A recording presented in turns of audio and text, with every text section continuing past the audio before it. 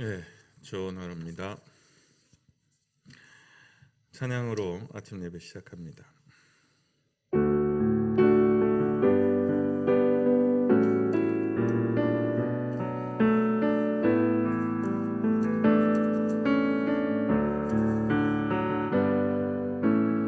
그는 나를 만졌네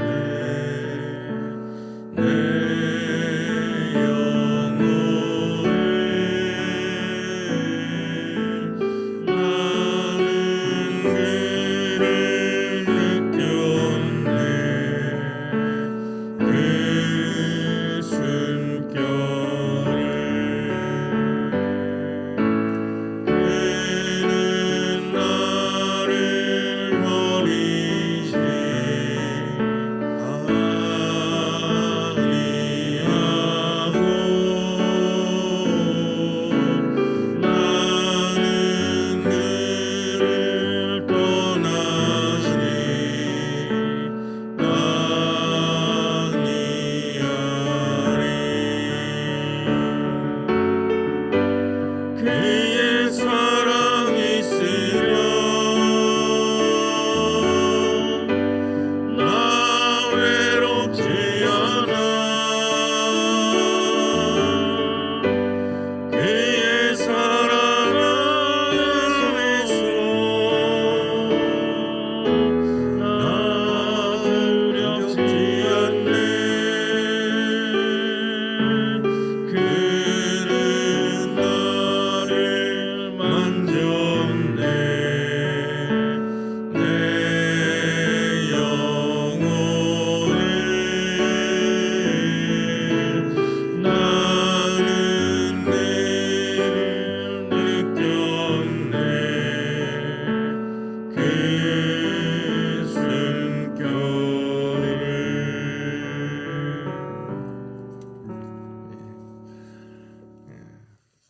오늘 함께 나누실 하나님 말씀은 출애굽기 33장 1절에서 11절입니다. 출애굽기 33장 1절에서 11절까지입니다. 교독하겠습니다. 여호와께서 모세에게 이르시되 너는 너가 애굽 땅에서 인도하여 낸 백성과 함께 여기를 떠나서 내가 아브라함과 이삭과 야곱에게 맹세하여 내 자손에게 주기로 한 그 땅으로 올라가라.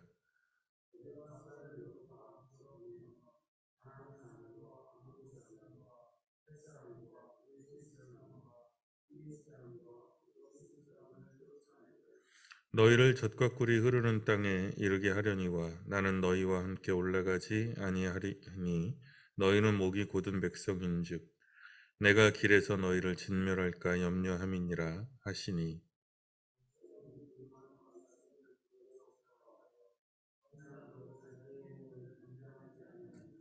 여호와께서 모세에게 이르시기를 이스라엘 자손에게 이르라 너희는 목이 곧은 백성인즉 내가 한순간이라도 너희 가운데 이르면 너희를 진멸하리니 너희는 장신구를 떼어내라 그리하면 내가 너희에게 어떻게 할 것인지 정하겠노라 하셨음이라.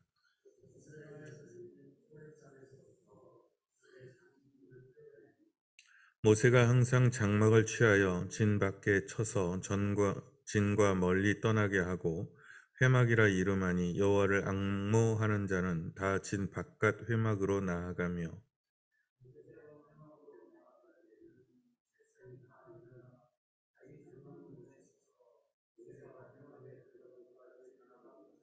모세가 회막에 들어갈 때에 구름 기둥이 내려 회막문에 서며 여호와께서 모세와 말씀하시니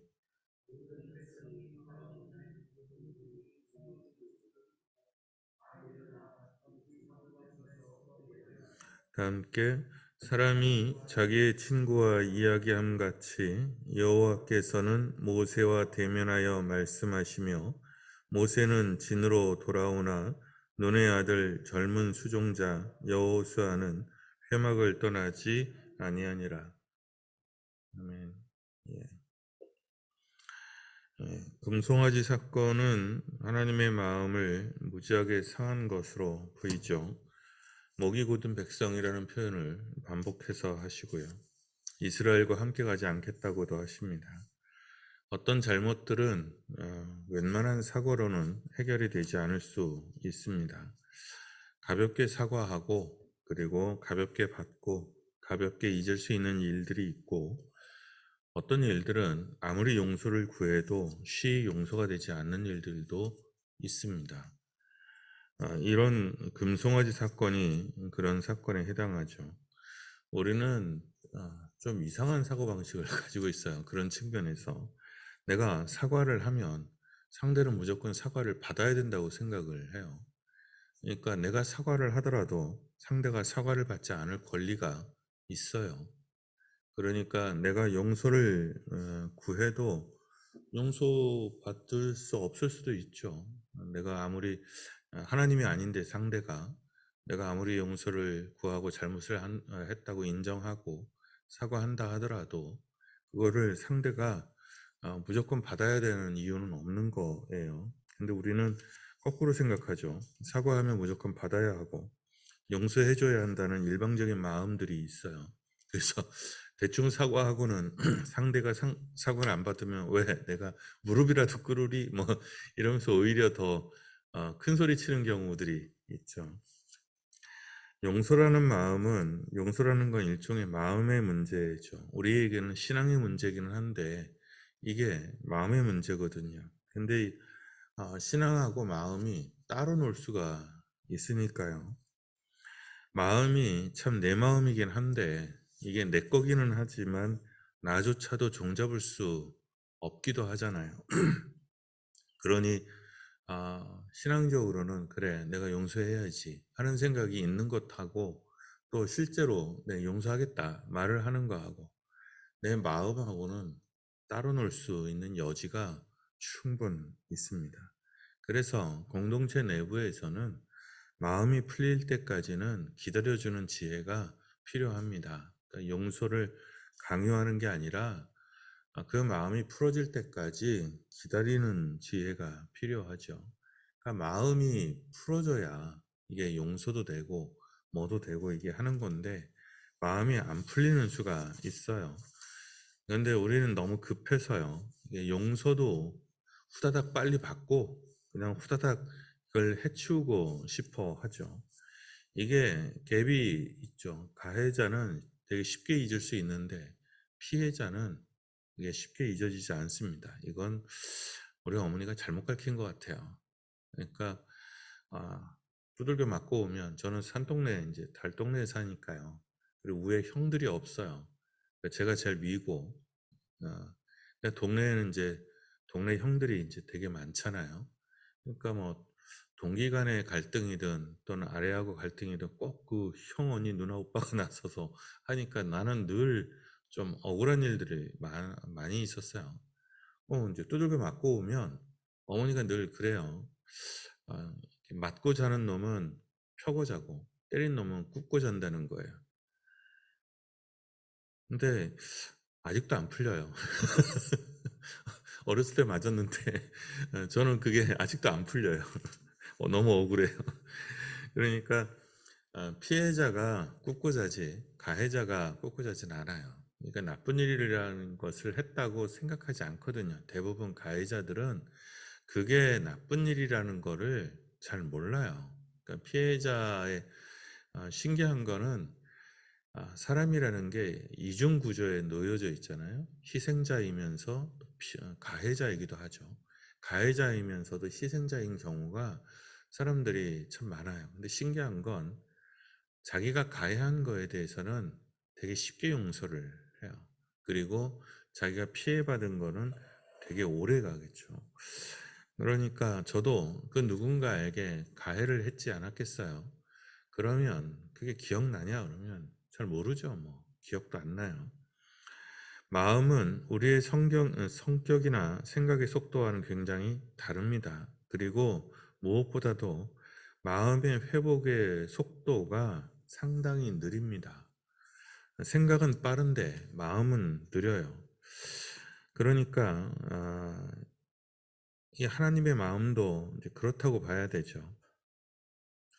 어쨌든 하나님의 이런 말씀을 듣고 이스라엘은 스스로를 낮추고 하나님의 마음이 돌아올 때까지 기다립니다.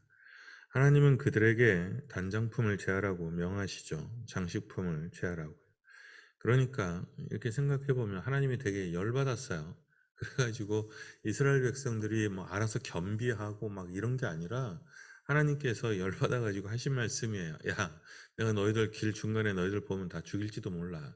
그러니까 더 열받게 하기 전에 몸에 막 꾸미고 있는 거 이런 거 하지 마. 뭐 이렇게 말씀하신 거죠.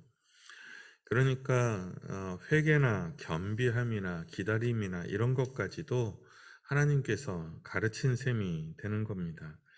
그랬을 때 하나님도 그런 생각을 하셨을 거예요. 야, 내가 이런 것까지 가르쳐야 되나? 내가 이런 것까지 일일이 말해야 되나?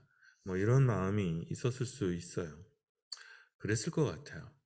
그러니까 하나님께서 왜 이게 우리가 하나님이라고 생각하니까 잘 이해가 안 되는데 이게 인격을 가진 나보다 조금 더 센 보스 정도로 생각을 하면 지금 이게 마음이 굉장히 상했다는 것을 알 수 있어요. 그러니까 아니 뭘 하나님이 이래 뭐 사람이 그럴 수도 있지 뭐 이렇게 생각할 수 있는데 그냥 능력이라는 걸 빼고 감정의 존재라고 생각하면 지금 이 이야기는 하나님이 감정적으로 굉장히 상했다는 것을 알 수 있는 거죠.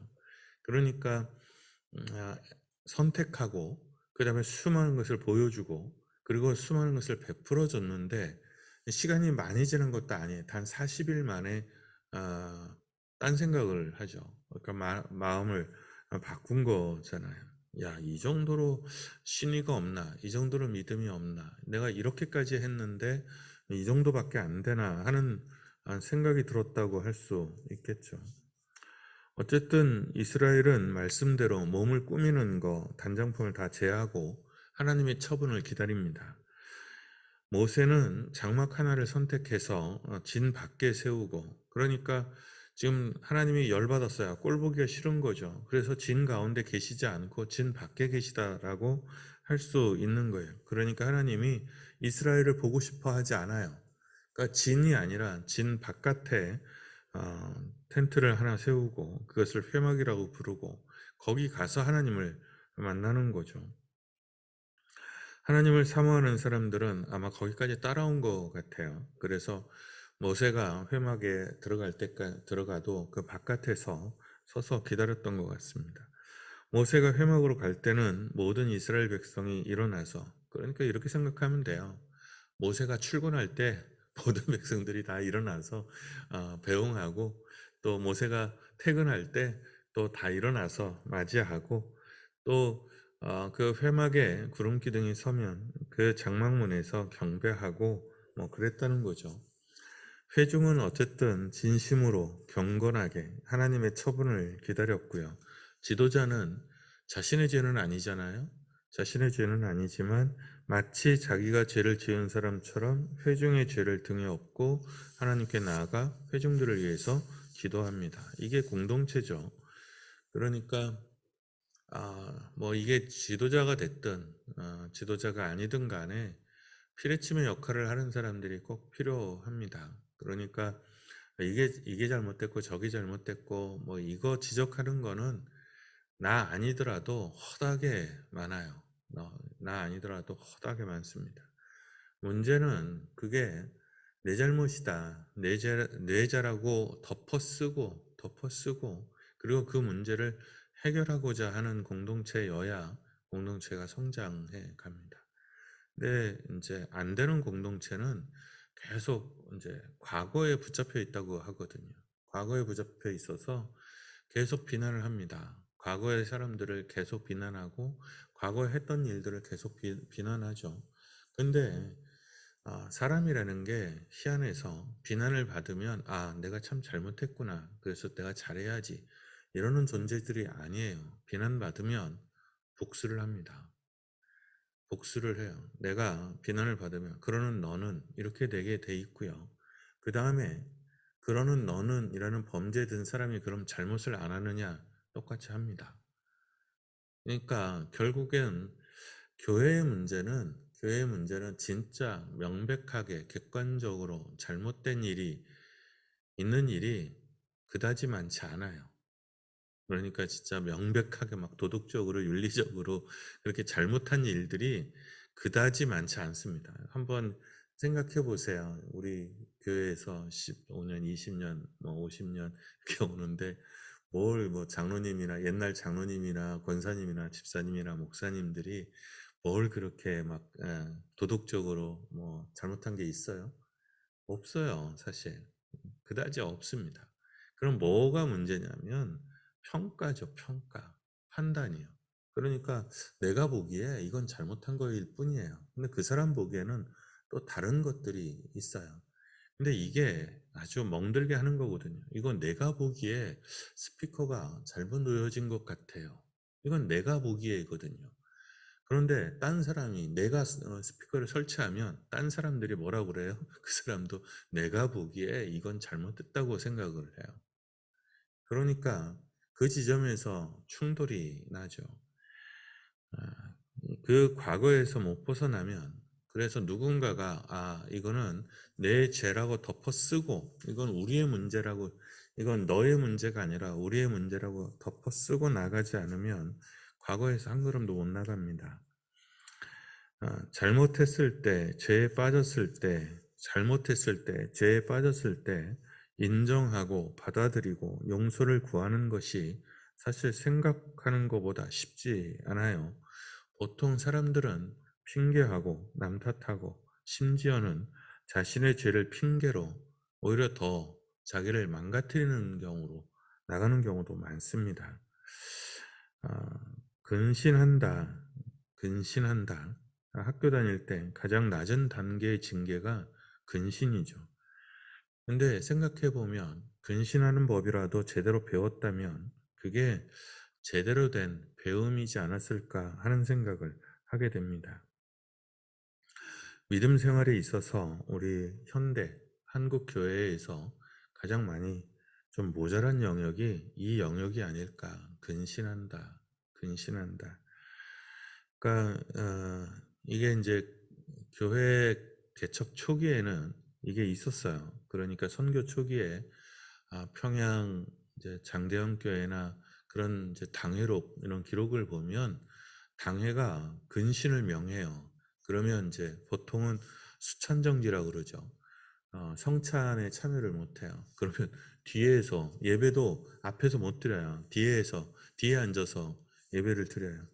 와, 그럴 것 같으면 교회를 안 다니고 말지. 존심이 있지 말이야. 그러니까 뭐 술 마시다 걸렸다든지 뭐 하다가 책망을 받았다든지 그러면 당회가 근신을 명해요. 그러면 근신을 합니다. 그러니까 순종을 하는 거죠. 책망을 받았다는 거죠. 유명합니다. 그 주기철 목사님이 그 조만식 장로님을 근신을 시킨 거는 되게 유명한 얘기예요. 근데 주기철 목사님 선생님이에요. 조만식 장로님이. 그러니까 학교 다닐 때 스승이었거든요. 근데 부임했는데 그 장로님인 거죠. 그러니까 조만식 장로님이 뭘 잘못해서가 아니라 그 무슨 일 때문에 예배에 늦었어요. 늦었는데 그걸 설교단에서 이제 책망을 한 거죠. 장로가 돼서 예배 시간에 늦게 왔다고 뒤에 서 계시라고. 그 뒤에 서 계셨다고 그래요. 그러니까 그렇게 말하는 목사나 그걸 듣고 또 뒤에 서 계신 장로님이나 호랑이 들인 거죠.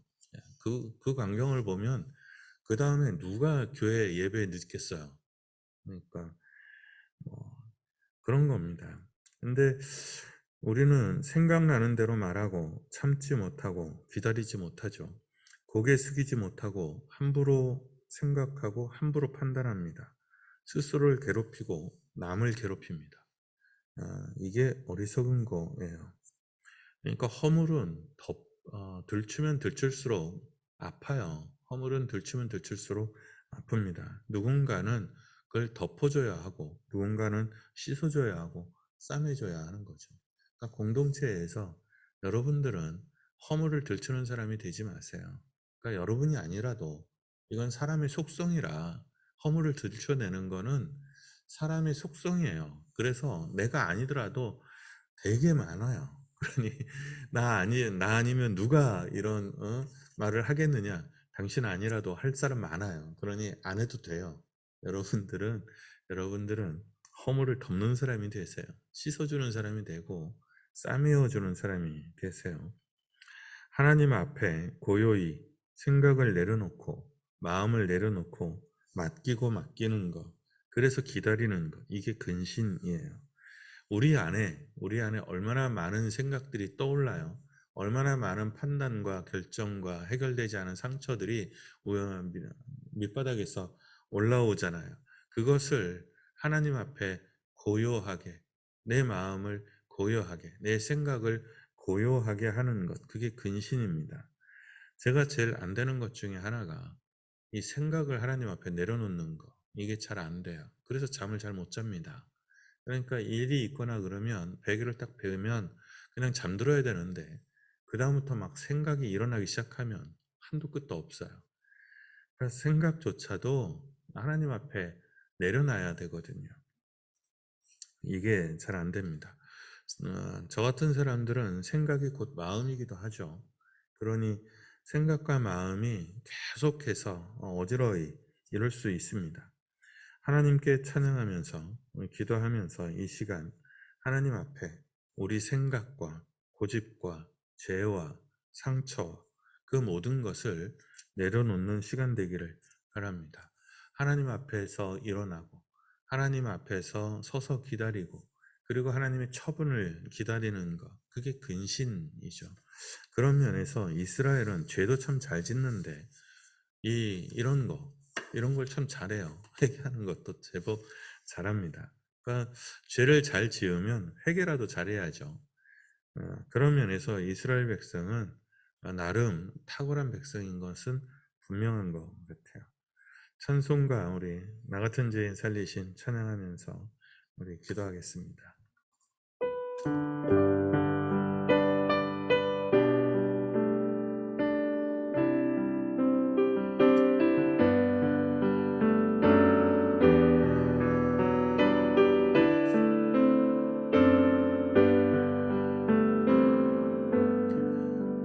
나 같은 죄인 살리신 주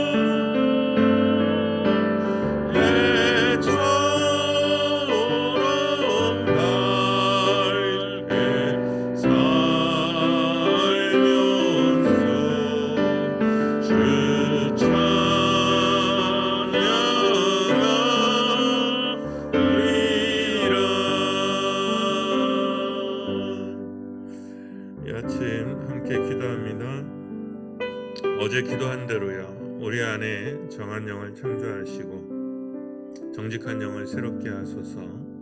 다른 것보다도 하나님의 자비와 인내하심을 믿고 내 생각을 내려놓고 내 마음을 내려놓고 하나님을 의지하는 사람 되게 하소서. 그리고 하나님 앞에, 공동체 앞에, 믿음 앞에, 언어 앞에, 인생 앞에 겸비한 태도를 가진 사람, 겸비한 태도가 몸에 밴 사람 되게 하여 주옵소서. 함부로 말하고 함부로 판단하고 함부로 생각하고 결정하는 사람들이 아니라 하나님의 말씀대로, 은혜대로, 뜻대로, 때로 내 생각과 맞지 않아도, 내 뜻과 맞지 않아도 하나님 앞에 기다릴 줄 아는 사람, 그렇게 나아가는 사람 되게 해달라고 이 아침 기도하겠습니다. 다 함께 기도합니다.